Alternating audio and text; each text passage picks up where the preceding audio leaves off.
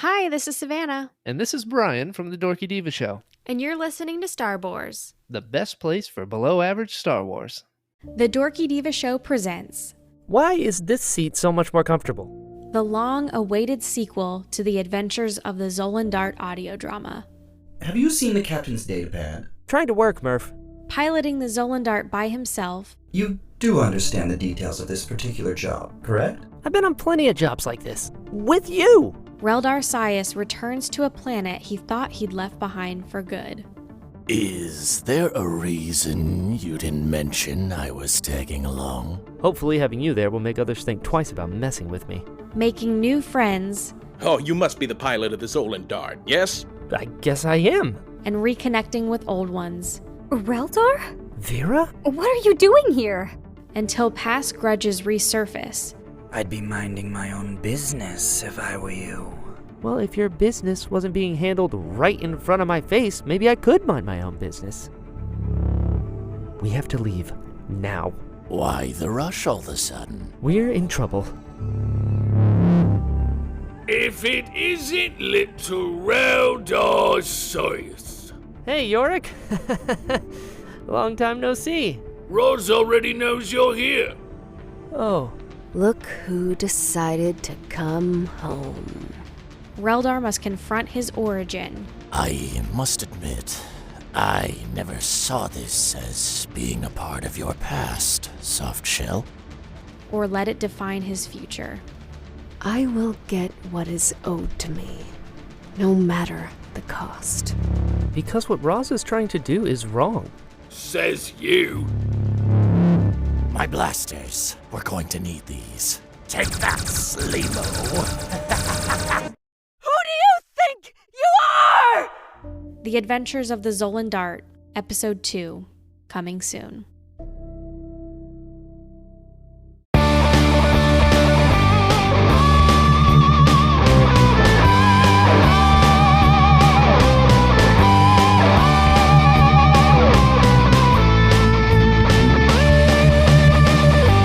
Welcome to Star Wars, best place for below average Star Wars.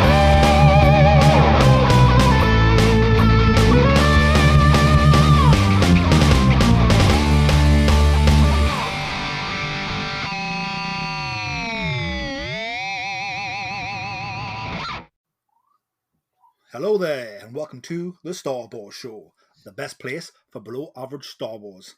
I am the Geordie Jedi Pete. I'm Kat Riesielka. And I'm the Canon Junkie XL Iain. And we are back with a brand new episode of Star Wars. We're going to talk exciting things. We're going to talk Ahsoka.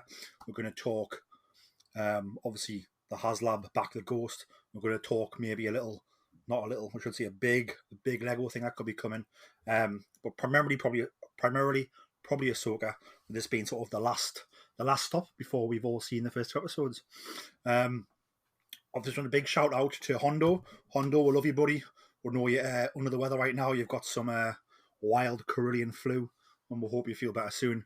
But let's just dive straight into Ahsoka, guys.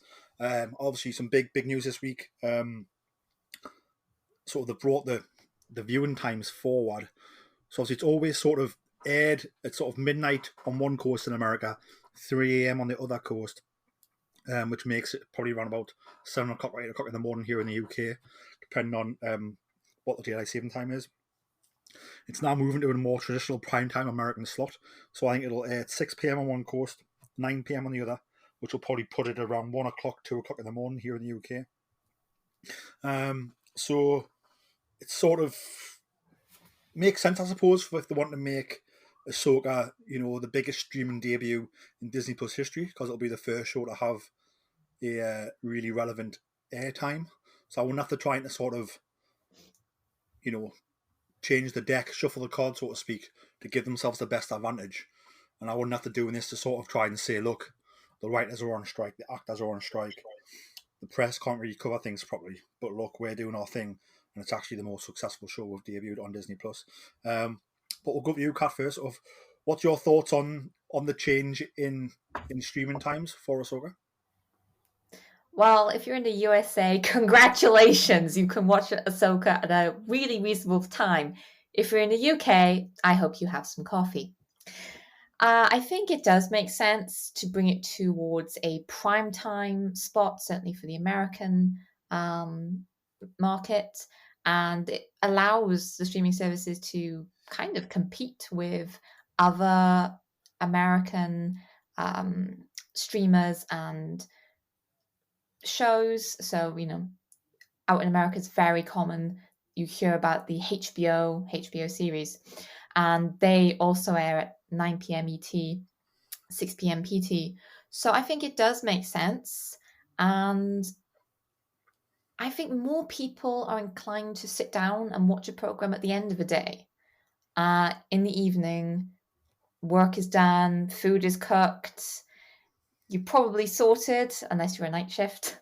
But I think it does make sense to end the day with a show that you've been looking forward to. And I think Ahsoka is going to be that for so many people, whether that's Star Wars fans, Clone Wars fans, Rebels fans. Loads of people have watched Ahsoka's journey, and lots of fans are going to be really excited to see this continuation of her journey. So it does make sense for the American market. It's a little frustrating for UK viewers because obviously that means it's about 1 a.m. in Britain. And it's going to be a little bit difficult for us to avoid spoilers because out in America, people are going to be tweeting, posting on Instagram almost straight away, I imagine. Whereas not everyone in the UK is going to have the chance to watch it the following morning after 1 a.m. And the UK market is going to probably have to wait until our evening. So it's going to be a little bit tricky dodging those spoilers. So definitely either mute your Ahsoka thread on Twitter or even better, just stay off social media all day. And I think it will work out. Yeah, definitely. I think if it hit the nail on the head, I think it makes a lot of sense if they want to really push Ahsoka to be sort of the biggest Disney Plus streaming debut of all time, which I think is what they want to do. The sort of fiddle the figures here. It's got an advantage that no other Disney Plus shows had, and it's getting that traditional primetime release in America. I think for me, living in the UK, I think it does mean that when we're watching it at 7 or 8 o'clock in the morning, the chances were you could try and probably get it in before work, depending on what your working hours were, and there was no chance of sort of getting hit by spoilers by accident on social media. Well, I think now, obviously, America has more tweeters, more influencers, more journalists. It has more people on social media, more podcasts, more YouTubers, just because it's a bigger place, and that's where the Hollywood industry is. So I think if we're not watching it at 1 o'clock, 2 a.m. when it airs, I think definitely don't pick your phone up until you watch it, because otherwise you're going to risk scrolling and seeing something by accident. Let's go for you, Iain. What was your thoughts on when you read about the changes, and are you surprised, I suppose, is the question? No, not really surprised. I think I'm with Kat when he says it makes sense for obviously to put it in a more traditional slot in the US. It is their biggest market. Obviously, Disney's an American company, so it does make sense. It's not that much of a big deal for me. I obviously work afternoons, so it's not. I can watch it as soon as I wake up. I can just stay off social media. So it's not that big of an issue for me.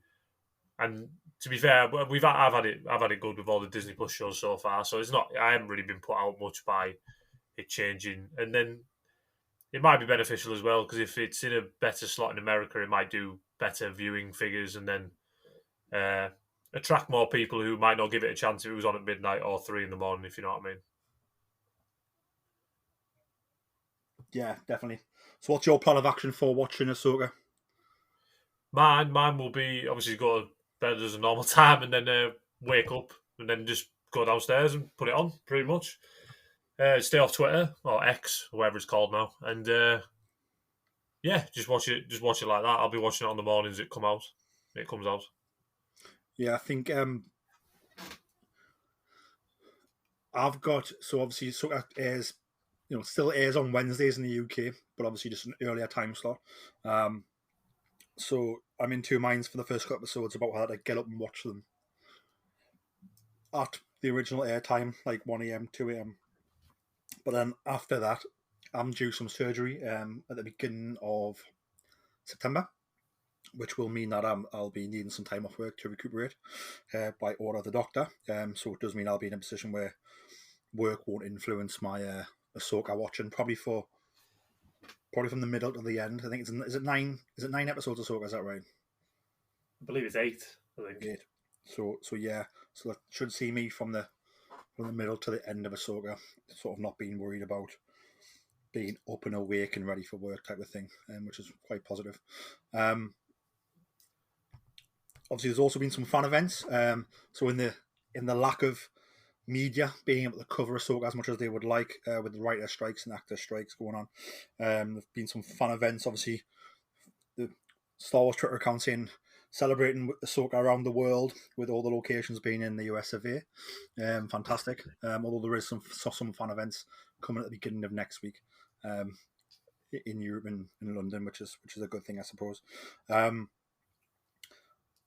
suppose a question for you, Iain. I'll go to you first. Obviously, there's been quite a lot of TV spots drop recently, and also a couple of little featurettes, which were really cool, which I assume were all filmed and produced before the strike. That's how Rosario Dawson's allowed to appear in them and things like that. How have you found the marketing over the past few weeks as we gear up to the premiere? Really good, yeah. I feel like they're really marketing this show and giving it a real chance to do well. Like, I've seen my favourite one so far has been the TV spot where it was about Master Apprentice, and obviously that's to do with Hayden Christensen, obviously Anakin Skywalker. It sounded like new dialogue he was speaking, and that's really cool. I think it's really. I saw the big display in Times Square. I was in New York in the end of May, and I was stood where it was, and that's a massive screen, and to have that in the middle of Times Square was really cool.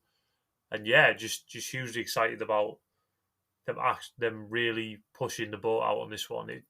This looks like it's going to be the start of the journey towards Dave's movie, and it needs to get off to a good start. It's obviously peak interest, so then everyone will want to go to the cinema to see how this Mandoverse type era is going to play out on the big screen.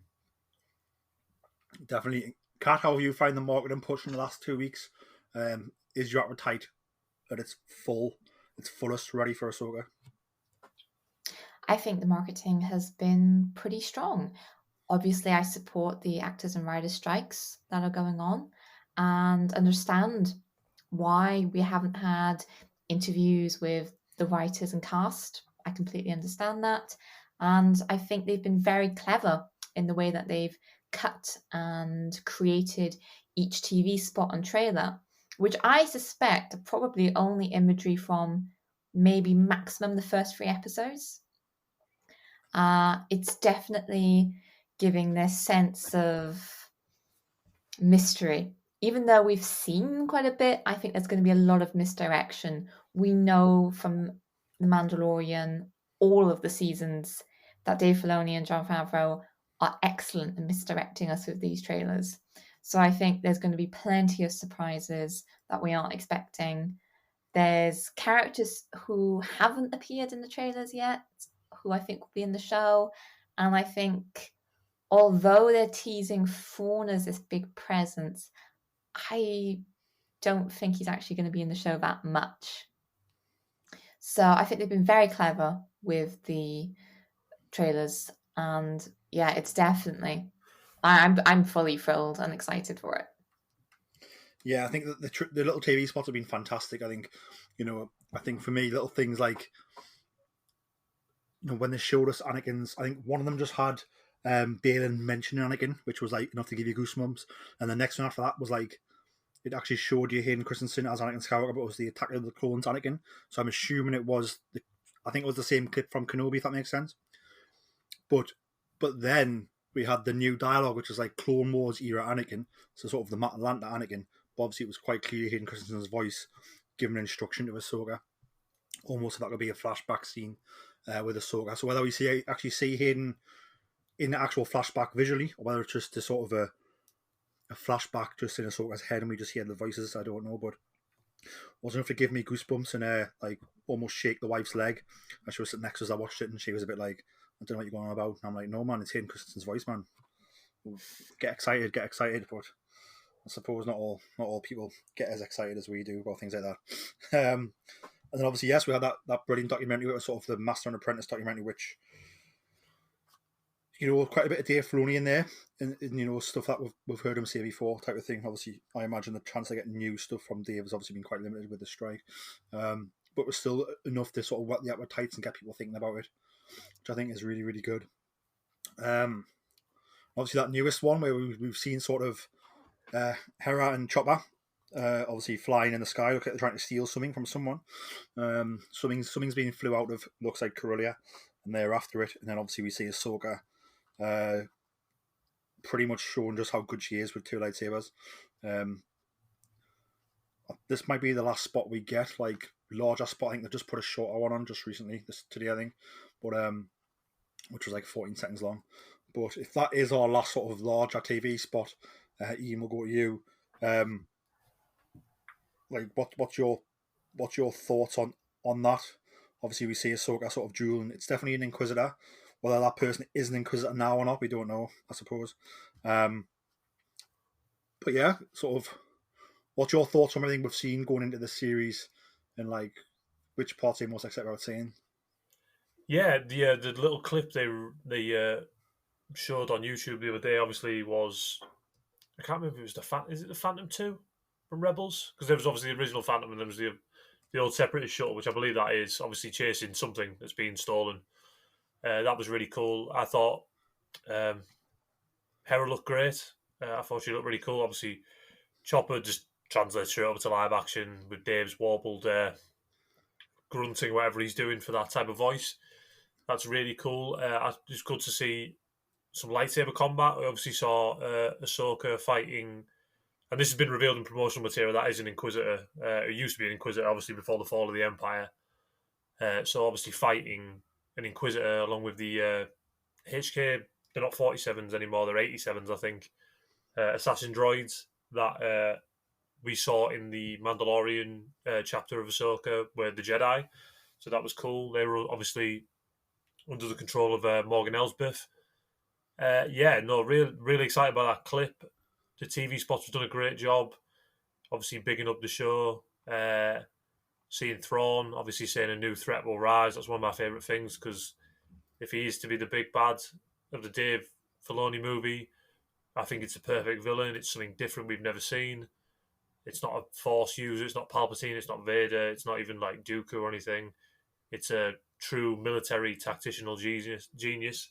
And like Kat said, I don't think Thrawn will be in it that much either, but I do think we will get a moment where we see him at full tilt. He'll destroy a New Republic ship or something like that, and we will see obviously this guy. We all everyone who's read Heir to the Empire and that knows how effective he is, and to see him on screen is a huge moment. Yeah. Do we think that sequence with the Phantom 2 chasing after something to try and steal it, to me, it had a very Rebels feel.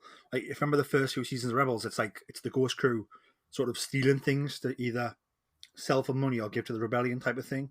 So maybe they were hunting that down to get it, and I don't know if that's set like in the Rebels timeline, in the Imperial timeline, or if it's set sort of post Return of the Jedi. I suppose only time will tell just how much time jumping we're going to do in this show. Kat, what's your thoughts on sort of some of the awesome clips we've seen, but also sort of the different eras we might see Ahsoka and the Ghost Crew in here? I think some of the clips have felt very Rebels. Hera telling Chopper to keep his lid on, that was just so Rebels. That classic one-liner that adds a little bit of light jokiness to even a serious action sequence. I think is very much in the heart of what Rebels gave fans, and Hera has translated so well into live action. Ahsoka's dueling skills in the animation, it's very fast, very fluid, which is much more difficult to translate into live action because we're humans. Actors, even amazing stunt coordinators, there's only so much you can do as a human, but I think Ahsoka's dual wielding skills have translated so well, and Rosario Dawson and her stunt team must have been doing so much training to make it look that good. So I think the clips have definitely been fueling both that Rebels fandom, but also the Clone Wars fandom, where you've got, Hu Yang, Hayden Christensen repeating a Matt Lanter line word for word. It's just been amazing. As for the time jumping, I feel that we are going to get some kind of time jump, if not more than one, because in one of the clips, and I paused it to take a look, Ahsoka is wearing a Galactic Republic uniform. It's a blue uniform, and she's got a pauldron on one shoulder, which is the old Galactic Republic symbol, which is the cog. And the New Republic symbol is the Firebird after the rebellion. So that makes me think we may see something sort of during the Clone Wars era. I also wonder if Dave Filoni might address the sort of gap in Ahsoka's journey. We've seen Ahsoka basically grow up on screen from youngling and Padawan through the Clone Wars to a fulcrum agent in Rebels. But then between Rebels and the Mandalorian timeline, there is a gap. It's like, what was Ahsoka doing as fulcrum during the original trilogy? We don't really know. And I hope that this season might address that, just sort of tell us, well, what was Ahsoka doing during the original trilogy? Obviously, Ahsoka didn't exist when the original trilogy was filmed, and that's why the gap exists. But it's sort of, how can Dave fill that gap naturally? What was Ahsoka doing that makes sense for why we didn't see her on the front lines? And I think he will. So I think we're going to see at least 3 timelines of Clone Wars era, possibly then Galactic Civil War era, and then right up to the current timeline of The Mandalorian. So if that's going to be flashbacks, or if the season is going to start in the past, I don't know. But it's one of the exciting mysteries that Ahsoka is already inspiring. No, it certainly is. I think something exciting for me was in that last, the proper full trailer we got, and sort of Balin and his apprentice are storming that New Republic ship, and they're just destroyed everyone. You see a New Republic A-wing on board the ship, for example, when he declares we are no Jedi, for example. I think we are going to see different. That's a sort of New Republic thing, probably in the moment. But then, like I said, we're going to see interactions with these characters between Ahsoka, Hera, and Sabine, across their entire friendship with knowing each other, I suppose, which will be very exciting. I want to talk about, obviously, Master and Apprentice. Obviously, there's been a couple of TV spots about it, a couple of featurettes about it. They've teased Sabine being Ahsoka's apprentice, and Ahsoka being Sabine's master in some way or another. We'll go to you first, Kat. Sort of, what were your thoughts when you first heard it, and then sort of in what context do you think it actually meant? I think if anybody understands that you don't need to be a Jedi to be a hero, basically, it's Ahsoka. And, Ahsoka left the Jedi Order, but still carried on being a Force user, being a hero for the rebellion. So when I saw that in the trailer, although it's sort of, the cinematography suggests that Sabine is kind of learning the ways of the Force, I don't think she is. We know from Rebels that Sabine is a very skilled warrior. She's a Mandalorian. She was incredibly good with the Darksaber once she mastered it. And between the Darksaber and her own armor with its gadgets and weaponry, she was a formidable foe. So even though the trailer suggests it might be more, I think it's Ahsoka is giving Sabine the tools and training necessary to find Ezra. And I really hope that they're not suggesting that Sabine is a Force user, because I feel that that just wouldn't work. Sabine is a very strong character. She has her Mandalorian heritage, And that strength doesn't need to be validated by her being a Force user. She can use a Darksaber. Non-Force users can use lightsabers effectively. Not as effectively as a Jedi, but still effectively. And I feel that I would be happy with Sabine learning to use Ezra's lightsaber as part of her journey to find him, but I certainly wouldn't want her to be a Force user, because it just doesn't make sense if you consider all the time she spent around Kanan, Ezra, and Ahsoka during Rebels. It wouldn't make sense for her to suddenly just be Force sensitive in any way. But that could be just a deception of the trailer, making us think this, or there's some very clever storylining that Dave Filoni has done. But time will tell, because like I said, these trailers are deceptive. You can't trust what you see. Yeah, definitely. I mean, I've just rewatched the first season of Rebels, so sort of seeing how Ezra first bumps into the Ghost crew, and how they tell the story of how Ezra figures out he's Force sensitive, and how he connects to Kanan, and how he finds Kanan's lightsaber, and how he finds Kanan's holocron. It's all beautifully told and well done. Where I feel like if they were to go, Sabine's now a Jedi, it's like, well, how did nobody know about her back then when, she was very close to Kanan and she spent a very long time with Kanan, and then, it would sort of defeat the point of all that lovely storytelling Rebels, I think. I honestly think it's just a case of, you hit the nail on the head. She has a lightsaber because she has Ezra's, so Ahsoka's trainer in that, and Ahsoka's also given other training as in to say, like, this is how you survive, and this is how, if you were to go hunting for Ezra to save him, this will all help you. Iain, go over to you. What's your thoughts on the Master Apprentice storyline? And also, what's your thoughts on the fact it sounds like Ahsoka walked away from Sabine? Yeah, it's a really interesting line. Like I said, we've seen a couple of footage of Ahsoka looking like she's training Sabine, obviously with the old wooden sticks that we see in Trials of the Darksaber before Kanan obviously switches it up to use a lightsaber. I don't know. I remember seeing not this celebration we were all at, the one before when they released like the teaser of a hand trying to move like a cup on a table. Whether that's Sabine or there's something going on with Sabine. Whether it's just a massive misdirect and they're trying to think that we think she's going to be a Jedi or not. I'm not quite sure where they're going with it. To be fair, like I say, I'm not too bothered either way. Like if she is going to be a Jedi, then fine. But I don't think she needs to be. But like I said, I'm sure if they execute it right and all that, they'll be fine. Just a bit. Yeah, I don't know what to think about Sabine being a Jedi yet. Really, I'd have to obviously see how that unfolds before I'd obviously cast judgment on it. But yeah, no. Sabine, obviously, I don't know what Ahsoka means by how she walked away from Sabine as well. Walked away from what? Training her or anything like that? I'm not quite sure, to be fair. Yeah, it's definitely a lot on the table. I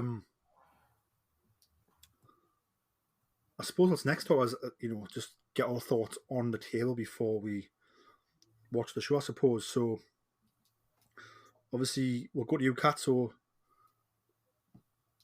Bail and his apprentice, obviously dark side Force users, and we've seen them use the Force. And they have sort of orange lightsabers, which is weird. Bail, obviously, I think was a Jedi Knight because he talks about Anakin Skywalker in the Jedi Order, and he's possibly been an Inquisitor in the past. What do you think the story is with those two? I love how everybody in the Jedi Order knew about Anakin. It's like Anakin really was the chosen one. I think anybody would have caved to the dark side under that kind of pressure. Just imagine all the younglings every time you went to a room going, "Oh, it's Anakin Skywalker. Sign this for me." Oh my gosh. He'd be bigger than Taylor Swift, wouldn't he? I know, it's like constant fame. And I think they talk about like the egos of the Padawans. I'm like, I think Anakin was a bit justified to it, considering everybody's going around calling him the chosen one. That's a Jedi for you. Anyway, I think it's interesting because there always are these dark side force users popping up around the place, and it's like, how did they stay under the radar of like Vader and Palpatine if they weren't Inquisitors? It's interesting, and again, it's one of these things that Dave has to address in the storytelling, because it has to make sense of, well, if there were more dark side force users, why weren't these guys helping Vader? Why weren't these guys like on the second Death Star protecting it? It has to make sense. So it could be that they were force users who have gone to the dark side after the fall of the Empire. I don't know.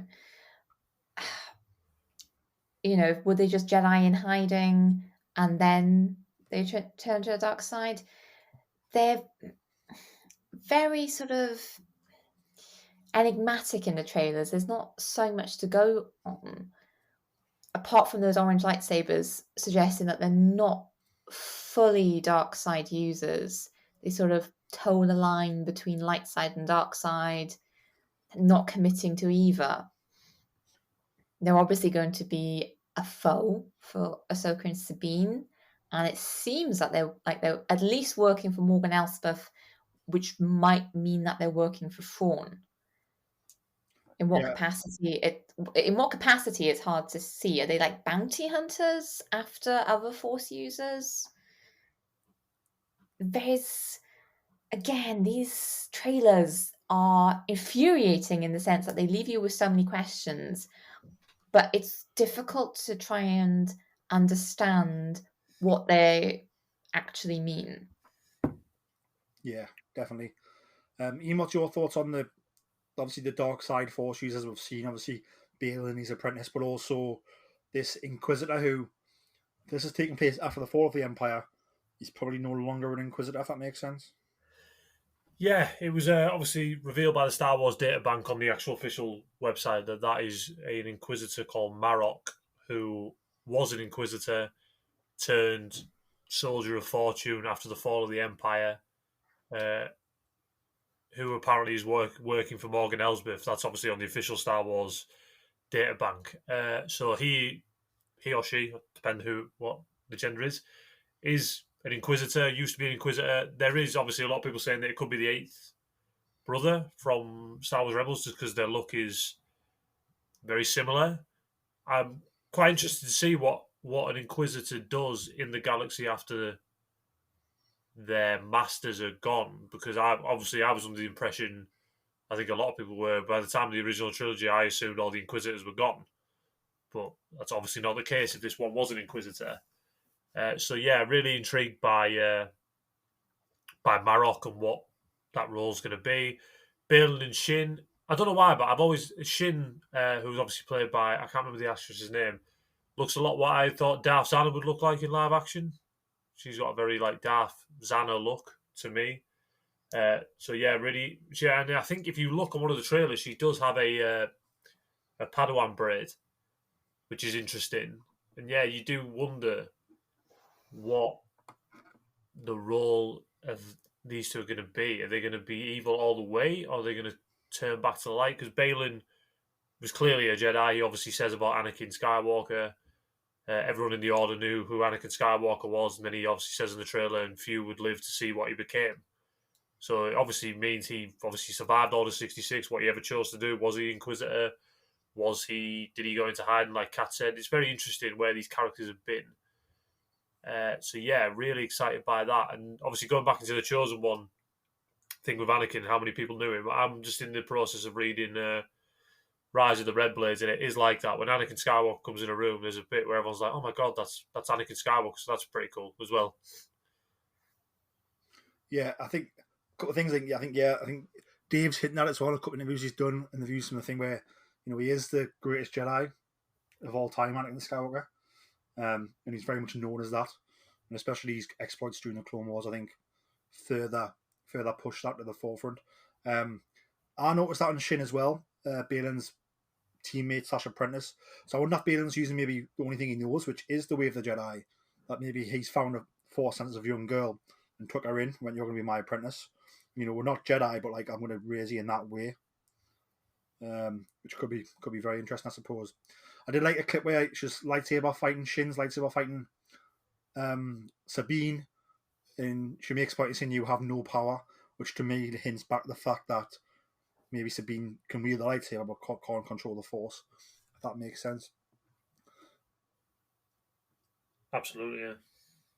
But I mean, let's just go over to you, Kat. Just any closing thoughts on everything we've seen so far for Ahsoka, and then obviously what you're hoping for from the series. I think I have a bunch of questions from these trailers, and I have very little answers. I think my overall arching thought is that although Thrawn is being teased as the big bad of the Ahsoka series, I have this suspicion that Dave Filoni is going to use him very sparingly, because the whole threat of a villain is that looming presence in the background. It's not somebody who's necessarily fighting on the front lines. It's not somebody you see every episode. It's that looming threat who you never know quite where they are, quite what they're doing, quite what they're thinking. And I wouldn't be surprised if the series actually ended with that clip we've seen of Thrawn, and that it sets up other series or a future series of Ahsoka where Thrawn is the main villain, because there seems to be a lot to do with Baylan and Morok in these trailers, which could be not necessarily perhaps the antagonists, but like the anti-heroes that Ahsoka and Sabine are facing. So I think, although we're all excited for Thrawn, something tells me he's going to be very sparingly used in the series. As for what I'm most excited for, I really hope we get Jason Syndulla in live action. We've seen Hera, we've seen Chopper. His minifigure is in the new upcoming Lego Ghost set, and I really want to see Jason. It's funny you say that, because in one of the trailers, when Hera is sat in the cockpit of the Ghost, there is someone sat in the chair beside her that looks a lot like what that Lego minifigure looked like for Jason Syndulla. Yeah, it could be him. It's such a brief moment, but I'm hoping he's going to turn up. It makes sense. It does, and I think if he's in the Lego set, then I imagine that's a good indicator. Well, it's not always a good indicator, because we've had a few Lego sets from Star Wars, and then they retcon things during development. Like Constable Zubio in The Force Awakens. Yes. Or remember the first Lego Kylo Ren shuttle? The wings were completely wrong, and it was grey, not black. There is, Pete. Yep. There is some interesting stuff about some of these characters on the Star Wars data bank, if you want me to get into that, because it does reveal quite a few things, to be fair. On the data bank, obviously, StarWars.com, no spoilers or anything. Yeah, go for it. Let's roll the dice on that one. Under Marok, obviously it says Inquisitor. It says, once an Inquisitor hunting Jedi for the Empire, the mysterious Marok now works as a mercenary hired by Morgan Elsbeth to carry out dark deeds. Fully encased in battered battle armor, the warrior still carries a red double-bladed saber with a circular hilt. Very nice. So that's what it says. Definitely a mercenary. And then there's Baylan Skoll, which is obviously Baylan Skoll is a lightsaber-wielding mercenary for hire, overseeing his apprentice Shin Hati. But make no mistake, although there was a time when Skoll knew the acclaimed Jedi Knight Anakin Skywalker, Baylan is no Jedi. Now allied to Morgan Elsbeth, the former magistrate of Caladan. After the fall of the Jedi and the Empire, Skoll remains a shrewd fighter and is in search of power, who believes that another war is inevitable. So are they trying to bring the Sith back? No. And then the last one for Shin Hati is the eager apprentice of Baylan Skoll. Shin Hati is adept at lightsaber combat, and the skill she uses in their work as mercenaries allied to Morgan Elsbeth, the former magistrate of Caladan. So I think what you were saying, Kat, about, Thrawn's going to be looming over everything, but maybe we don't get to see him much. I think we've got has he come Marok? We've got Marok. We've got Baylan. Marok, yeah. So same name as Thingy's dog from the Clone Wars. Right. Embo's dog. Same name. There we Yeah. go. So we've got Marok, we've got Shin, we've got Balin, Yeah. we've got Morgan Elsbeth herself. Yep. So there's like 4 villainous characters who are going to be causing trouble for our heroes. So, Thrawn, probably you're right, isn't going to be at the forefront. And rightly so, I suppose. Do you think that they're also looking for Thrawn since the events of the Rebels finale? I believe so. Yeah, there's a line in the second trailer where Shin says, "What do we get when we find Thrawn?" And Balin obviously says, "Power unimaginable." So I think they think he's the key to obviously bringing back whatever they want. Okay, very interesting. Do you think we're going to see some space whales, Kat? I will riot if we don't have Purrgil. There's gotta be Purrgil in this series. The Mandalorian already teased some.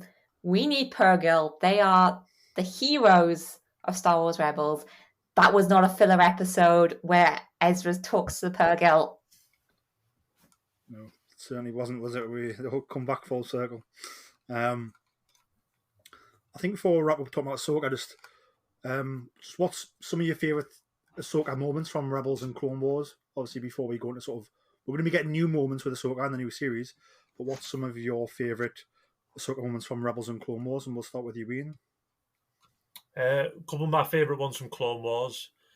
I do like the bit, obviously when we first meet her in the Clone Wars movie where her and Anakin sit down after they get off to a pretty disastrous start as Master and Apprentice, and he says, "You reckless little one, you wouldn't have made it as Obi-Wan's Padawan, but you'll make it as mine." That was a really cool moment. Clone Wars as well. I really like the episodes where she's with Terrace Nube trying to hunt down the person who stole her lightsaber. And it was a point that was raised. I can't remember what YouTube video it was, but she got taught by a lot of Jedi in the prequel era. She got, obviously, Anakin Skywalker was her master, but we obviously saw her go off on adventures with Plo Koon, with Terrace Nube, obviously with Obi-Wan. So she's pretty well-rounded when it comes to being a Jedi. So yeah, I'm really excited for that. Rebels, I love the reveal of her in Fire Across the Galaxy, where as soon as you hear that voice before we see her, we're like, oh, it's Ahsoka. And I also like the moment where, trying to think, I can't remember, where she obviously first figures out that Anakin is Vader, obviously in the temple, where the ghost or whatever this Force thing is speaking to her, obviously says, obviously, do you know what I've become and all that? Yeah, pretty powerful stuff. Kat, what's some of your favourite Ahsoka moments from what we already had, I suppose, from Rebels and Clone Wars? One of my favourites from the Clone Wars is, I don't know if anybody remembers this episode, but it's where she teams up with Corky Kryze to try and find the location of Count Dooku, and they have to go to the Mandalorian camp with Death Watch, and she has to pretend to be Corky's betrothed, and she makes it hell for him every single step of the way. Love that episode. Yeah, I remember that one. That was a really funny one. I also agree with Iain. I think it's Lux Bonteri, isn't it? Is it Corky? Oh yeah, it was Lux Bonteri, wasn't it? I was just thinking then. Yeah, they looked so similar in the animation. Yeah, you're right. It was Lux. Wow. It was Lux Bonteri because he was trying to gain revenge for what happened to his mother and the Separatists. Yeah. You're right. This is what happens when you watch so many episodes of the Clone Wars, and they all sort of kind of meld together after a while. But I also love the one, where she's taught by Terrace Nube. She's taught patience in Lightsaber Lost, which is something Anakin never could have taught her.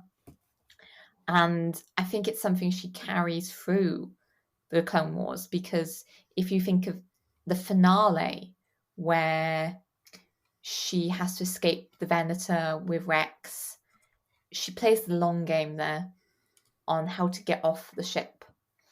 So I think you can see the lessons she learned from all the Jedi Masters and Knights throughout the Clone Wars in that finale.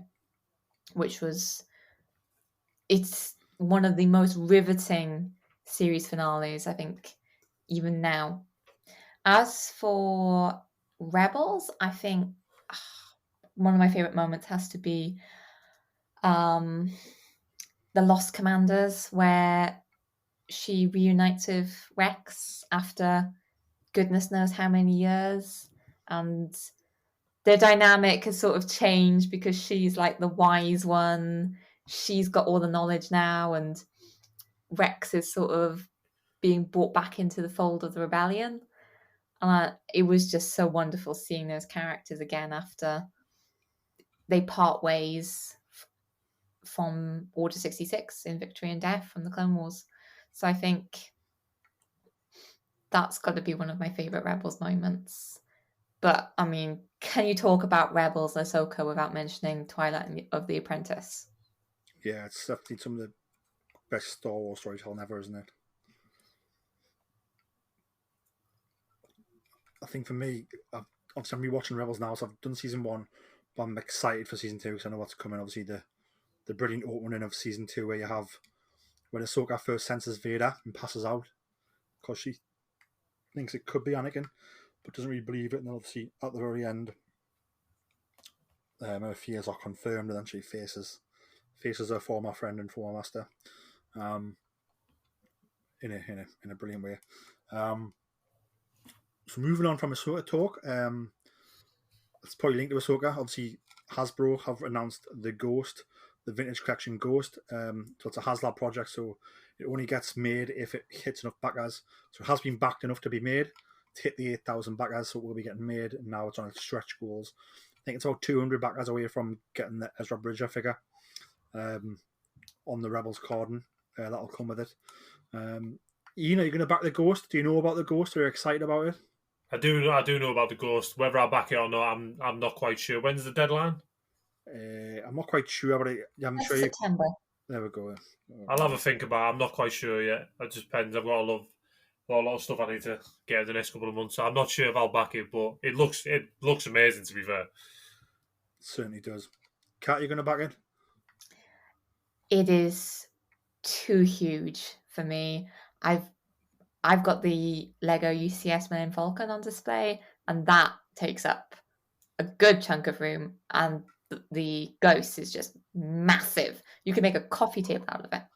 No, you certainly could. I have backed it. I've got no idea what I'm going to do with it when I get it. But you all know how much I wanted the Rancor and then I got made. So I've backed this and it's getting made. So I'm getting my first haslab and I'm excited about it. But other than that, I don't know what I'm going to do with it. Speaking of big sets, there's been some whispers of a big Lego set that is coming out soon that Clone Wars fans might love. Kat, do you want to take it away, talking about the little rumblings that have been on the airwaves? There have been quite a few rumblings. This year is the 20th anniversary of the Clone Wars, and we've already had quite a few reveals for Lego Star Wars Clone Wars sets. And the rumor is that we might be getting a big Ultimate Collector Series Venator before Christmas. Venators are the Republic version of Star Destroyers. They are the massive flagships of the Republic with the very striking dark red stripes down the middle. And there is rumour that the one coming has a Clone Wars Yularen and a new Captain Rex, if rumours are to be believed. And let's just say Lego leaks are usually pretty accurate. Are you going to be getting one, Kat? Oh. If it's real, you're going to get one? If it's real, yeah. If it's real, I will have to maybe think about a GoFundMe for a second house for my Lego collection. I mean, I have the Lego UCS M5222 Star Destroyer, Imperial Star Destroyer, and that's still in its box because I have nowhere to put it. So I would kind of feel guilty getting the Venator because, again, it's space. With Lego collecting, that's always the issue. It's UCS sets in particular are only getting bigger. So trying to find the space to display these items can be really tricky, and it usually involves rotating a collection round, so taking something down to put something new up. It depends on how pretty it is, but Venators and Resurgent-class Star Destroyers are my favourites, so I don't know. Maybe. Time will tell.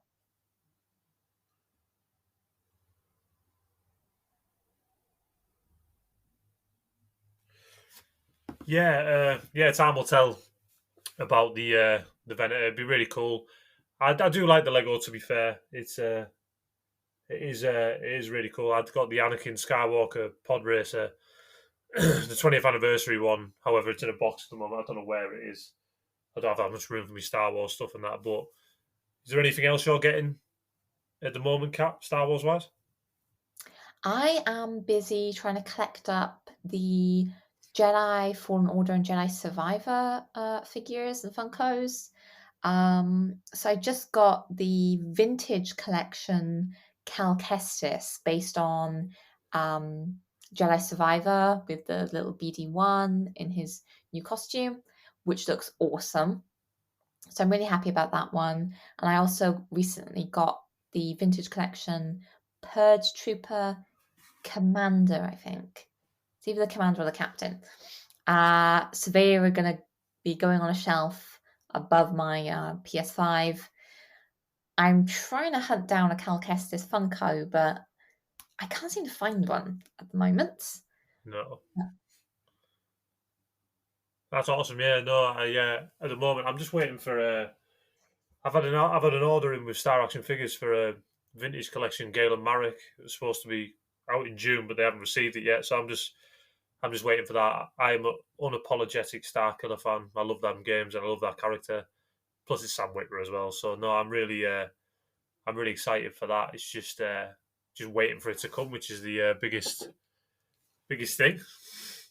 Hasbro's distribution can be really odd because they'll tell you, "Oh, you'll get it by one date." 4 months later, "Oh, we still haven't sent it out." And then, like, everything arrives at once, and it looks like you've gone on a spending spree when, in reality, it was pre-orders that were months apart.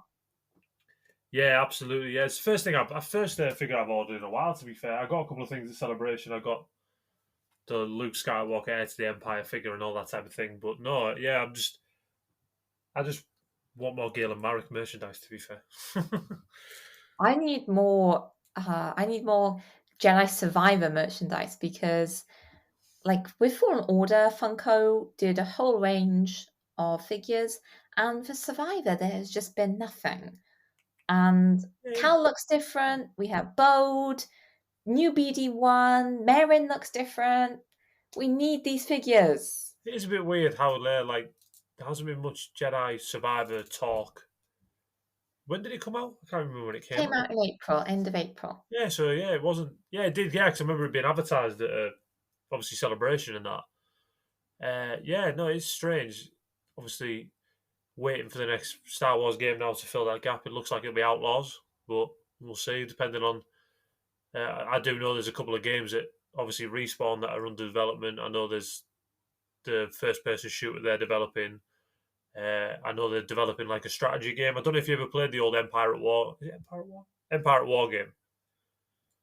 No, good grief. I mean, I want to play Knights of the Old Republic, but Jedi Fallen Order and Jedi Survivor are the only Star Wars games I've played, and I feel terrible about it because I collect the Black Series Knights of the Old Republic figures. I have both versions of Revan, and I've never played the game.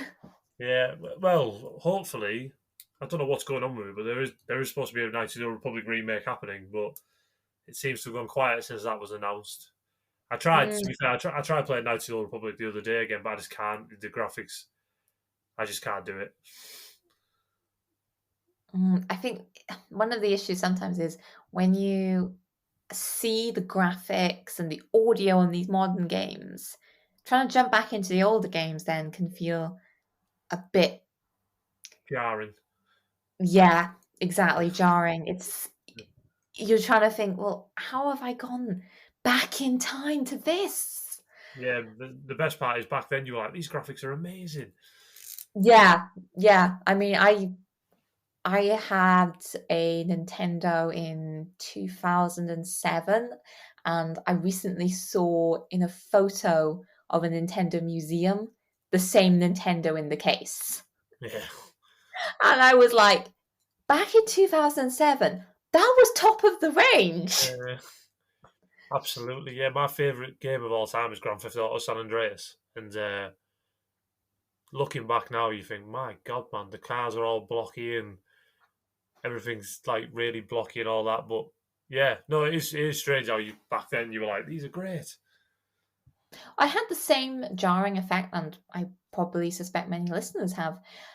I went back to finish off Fallen Order after playing Jedi Survivor, and what I immediately noticed was how dark the lighting was on Fallen Order. Like, you go into the Mantis and you can't see anything, whereas in Jedi Survivor, everything is really well lit. Yeah, no, yeah, I know what you mean. It is. I'm hugely excited for Star Wars Outlaws, though. I've obviously seen a couple of the screenshots and all that type of thing now of where you can go get work off Jabba the Hutt, and that's all I want, to go see Jabba and get a job off him. Just make sure that you do the job and get paid. Don't do like a Han Solo. Well, apparently you can betray him, and he will send bounty hunters after you. So I am tempted. I mean, if he sends Greedo after you, you know you're safe. Oh my God, yeah, being attacked by Greedo, that would be... I mean, that's a bit like Rick the door technician from Jedi Survivor. Yeah.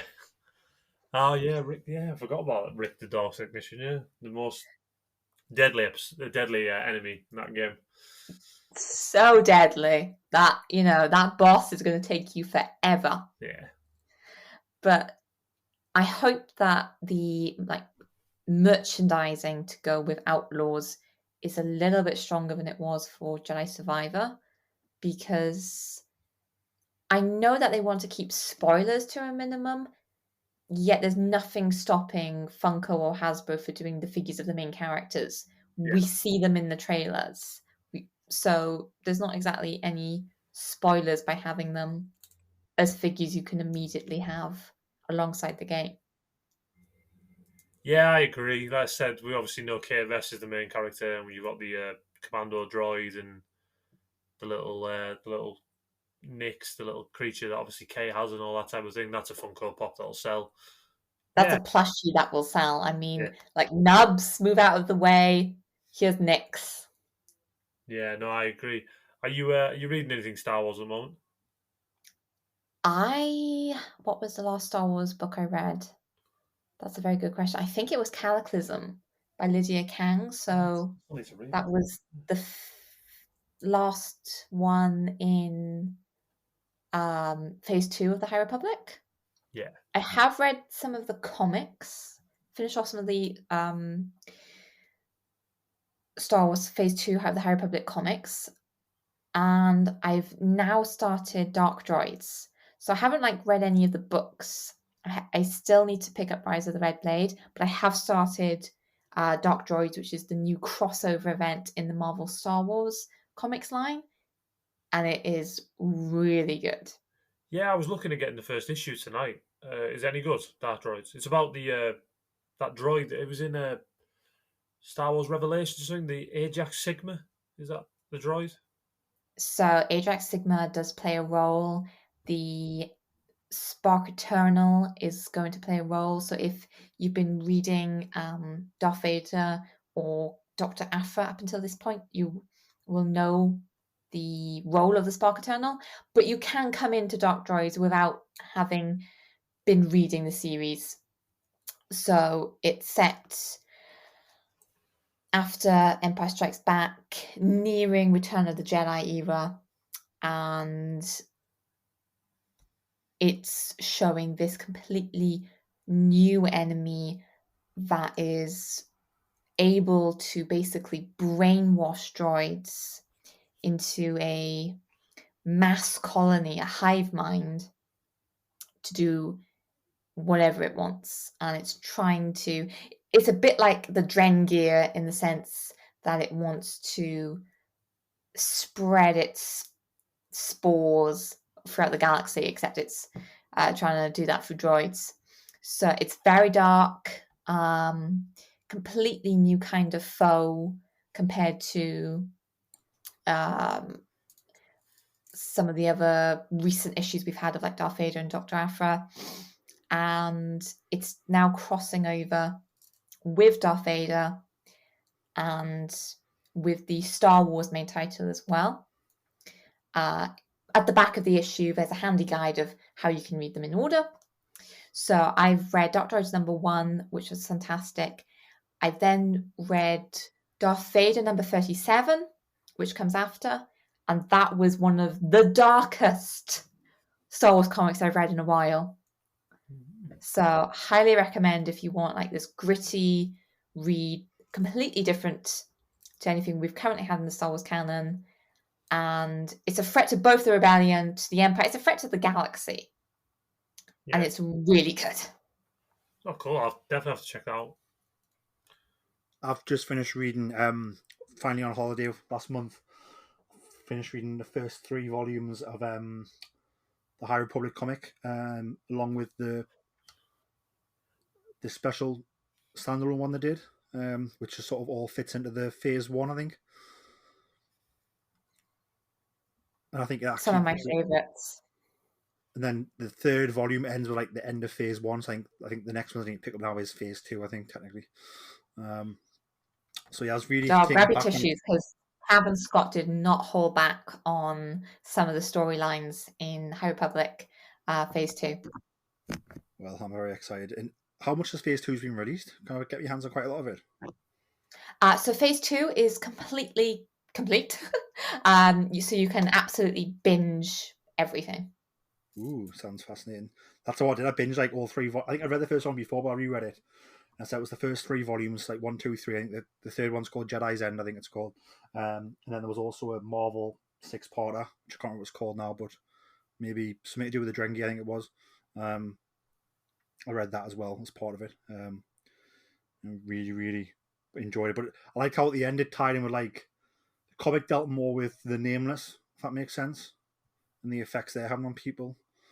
So I'm sort of scared to see what happens next if more Nameless become about.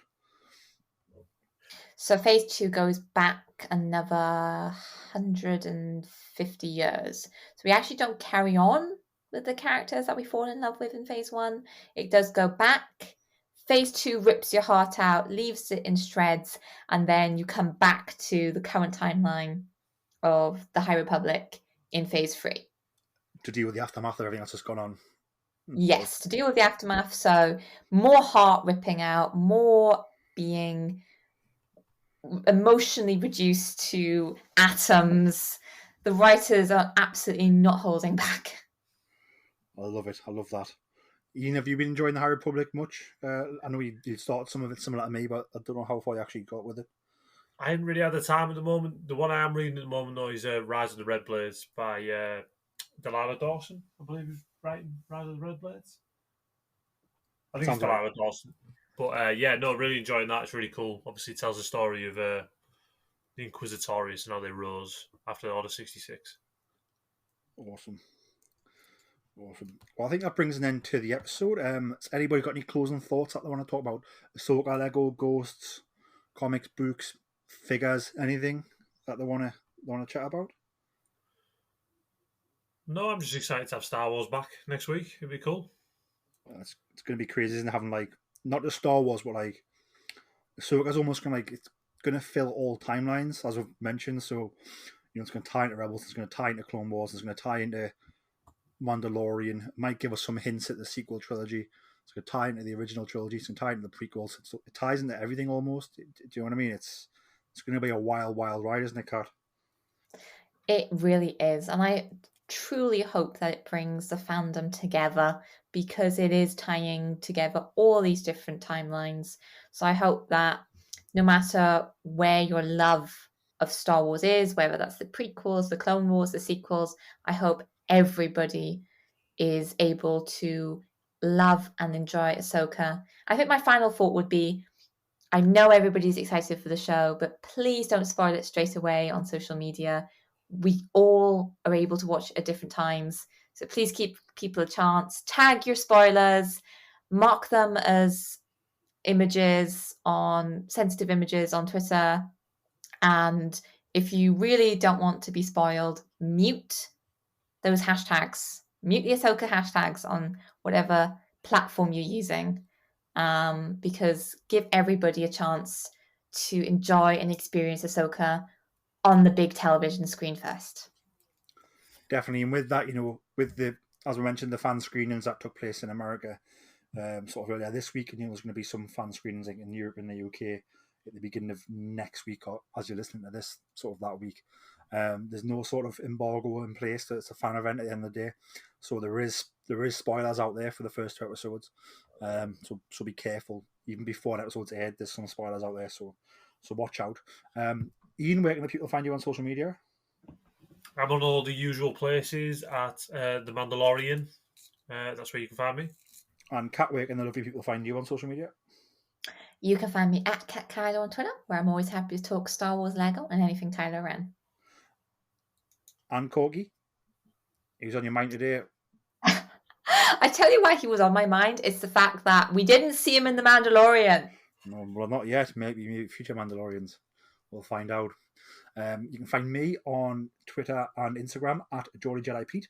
You can find the podcast on Twitter, or X, as maybe it's now called. I don't know these things. At Boars Star. And you can find the podcast on Instagram, Facebook, and TikTok at Star Wars Podcast. Thank you very much for listening. Guys, thank you very much for coming and chatting Star Wars.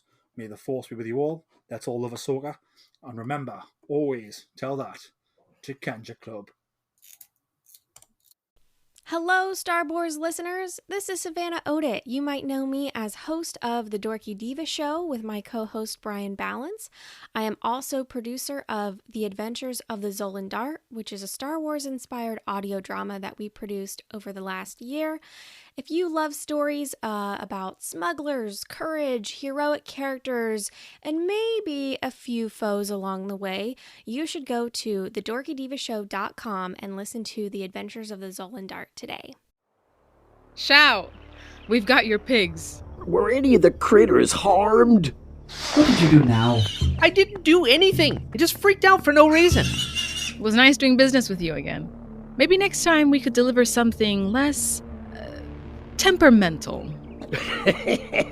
Now, what you call temperamental, I call fun. Hey, is there a place nearby where I can make some repairs? 3 clicks south of here, you'll find a small spaceport. They should have what you need, as long as it's nothing too big. Dynamic class? My stars, you don't hear about many of those still being space-worthy. It's been in my family for a while. She's pretty great. Any chance you have a hover cart we can use to load up? I'll check out the HoloNet to see if anything new has come up in the sector. My name is Sereth Kon. I am the chief here on Kamai. My people and I have been experiencing food shortages as of late due to unforeseen natural occurrences. We are looking to hire someone. I say we take this one. The pay is great, and it's the type of job we're familiar with. Welcome. You must be Captain Otoa. I've already sent word to Pac 2 to expect you in the next cycle or so. You told him we were coming before we even accepted the job. That's rather presumptuous, isn't it? Perhaps, though once I received confirmation that you were interested and on your way here, I couldn't help but hope. Fair enough. Well, we'll be back as soon as we can. Well, that's not good. Is that blaster fire I hear? So you're the one. Captain, it sounds like they want to do this the hard way. I love when they got some fight in them. This is bad. This is bad. We're about to have a lot of company.